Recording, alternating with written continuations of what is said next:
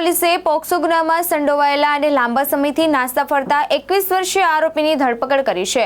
મૂળ ઉત્તર પ્રદેશના વતની અને હાલ વડોદરા ખાતે રહેતા આરોપીને ઝડપી પાડી પોલીસે કાયદેસરની કાર્યવાહી હાથ ધરી છે। સુરત શહેરની ઉત્તરાયણ પોલીસે પોક્સો ગુનામાં મહત્વની સફળતા મળી છે। પોલીસે પોક્સો એક્ટ હેઠળ નોંધાયેલા ગુનામાં સંડોવાયેલા અને લાંબા સમયથી ફરાર રહેલા 21 વર્ષીય અનુજ કિરત યાદવને ઝડપી પાડ્યો છે। પોલીસે તપાસમાં સામે આવ્યું છે કે આરોપી મૂળ ઉત્તર પ્રદેશનો વતની છે અને છેલ્લા કેટલાય સમયથી વડોદરા ખાતે રહેતો હતો। આરોપી સામે અગાઉ ઉત્તરાયણ પોલીસ સ્ટેશનમાં પોક્સો એક્ટની ગંભીર કલમો હેઠળ ગુનો નોંધાયેલો હતો।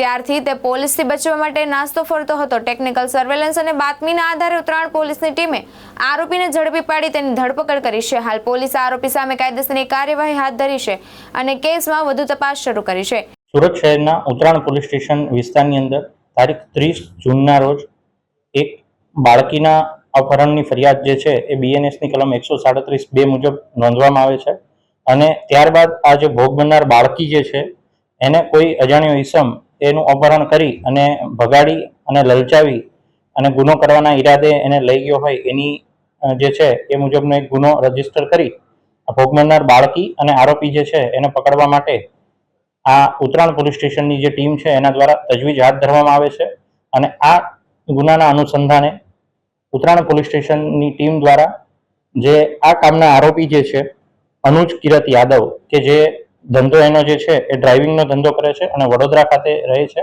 પરંતુ એ મૂળ વારાણસી ઉત્તર પ્રદેશનો રહેવાસી છે।